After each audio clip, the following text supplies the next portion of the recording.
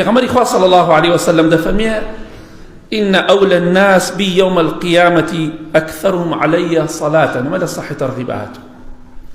لهمو كسيك لبيشتر أو لاتر بشفاعتي من لروشي قيامتك شفاعتي بوبكم شيء.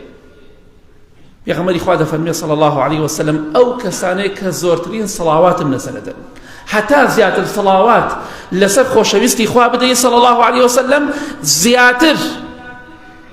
تۆ بەر شەفاعەتی پێغەمبەری خوا دەکەوی صلی الله عليه وسلم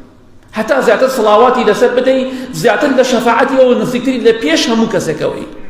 کەواتە ئەگەر پێت خۆشە لە قیامەتە شەفاعەتت بۆ بکە پێغەمبەری خوا صلی الله عليه وسلم سڵاواتی زۆر لەسەر بدە والله ڕۆژێک دێت ئەو ڕۆژە هەرچی خزم و کەس و کارت هەیە هەمووی تۆ لەبیر دەکات باوکت دایکت کوڕت کچت برات خوشکت هاوڕێت کەس و کارت والله تۆش هەمووی لەبیر دەکەی ڕۆژێک یەک کەسێکی خزمی خۆت و نزیکی خۆت تۆی لەبیر نییە کە ڕۆژی قیامەتە ئەو ڕۆژێک کە ڕوت هیچ لە بەردانی لە ساحەی مەحشەر وەستاوی ئالەو ڕۆژەدا پێغەمبەری خوا صلی الله عليه وسلم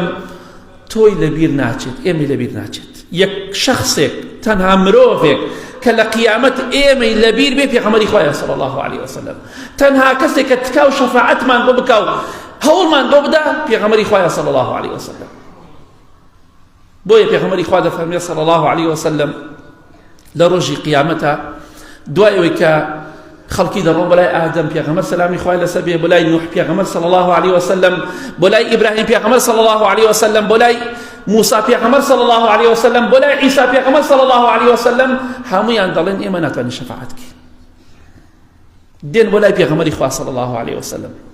شەفاعەتمان بۆ بکە بەڵکو خوای گەورە یەکلامان کاتەوە بێ جل و بارک بێ خواردن و خواردنەوە خۆر نزم بۆ تۆ لە بانسەری خەڵک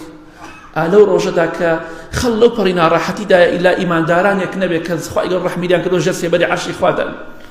لە ژێر سێبەری ئەو چاکانە کە لە دنیادا کردیان بۆتە سێبەرێک بۆیان چاکەکانیان عیبادەتەکانیان ڕزگاریان دەکات لە ناخۆشیەکانی قیامەت ئالەو ڕۆژدا پێغەمبەری خوا دەفەرمێ صلی الله عليه وسلم ڕۆحم بە فیدات بێ دەفەرمێ دەڕۆمە سەجدە بۆ خوای گەورە دەبم دەڵێم خوایە گیان ئومەتەکەم ئەوش حاڵی ئومەتەکەیەتی ژنەکان مانگشتی ئەفەنی پانتۆڵ لە پێ ئەی نازانی خوشکی بەڕێزم پێغەمبەری خوا صلی الله عليه وسلم دەفەرمێ لعنەتی خوا نەفرەتی خوا لە ڕەحمی خوا بە دوور بێ ئەو ئافرەتی پانتۆڵ لە پێ دەکات واتە چی خۆی دەشوبهێنێ بە پیاوە کە پانتۆڵ ئەمڕۆیەکی لە شتانەیە پانتۆڵ لە پێکردن خۆشبهاندنە بە پیاوە جلی پیاوە هەر ئافرەتێک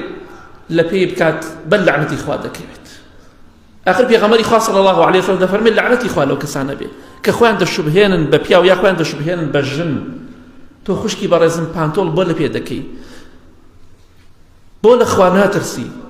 ئەو حاڵی پێغەمبەری خوا صلی الله عليه وسلم بۆ تۆ لە قیامەتە ئەگەر تۆ وا بکەی بەخوا خوا ڕەحمت لێ بکە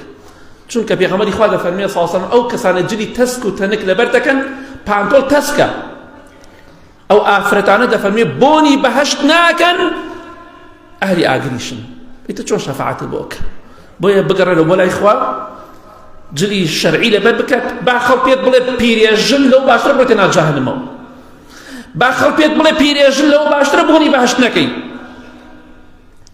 پێغەمبەری خوا صلی الله عليه وسلم دەفەرمێ دەڕۆمە سەجدە بۆ خوای گەورە دەبم خوای گەورە دەفەرمێ ئەی موحەممەد صلی الله عليه وسلم سەرت بەرز کەرەوە قسە بکە با قسەکانت ببیسرێ چی داواکاریەکت هەیە با بۆ جێبەجێ بکەین شەفاعەت بکە با شەفاعەتت قبول بێت شەفاعەتت قبوڵە دەفەرمێ ئەی پەروەردگارم یا ڕەبی ئومەتی ئەی کە ئێمە بێوەفاین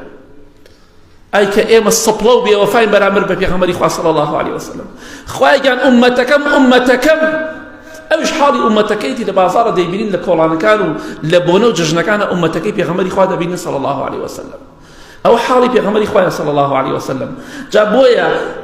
لە هەموو کەسێ بۆ تۆ دڵسۆزترە بە قسەی بکە لە ژێر فەرمانی ئەو دابە لە قیامەت ئینشاءالله شەفاعەتت بۆ دەکە لهمو كسي نزيكتر بشفاعتي بيغمري خوا صلى الله عليه وسلم أو كساني كزور صلواتي لسر بدن توش مسابقة وبيجبر كيبكا بإذن خوا لو كسانا بيت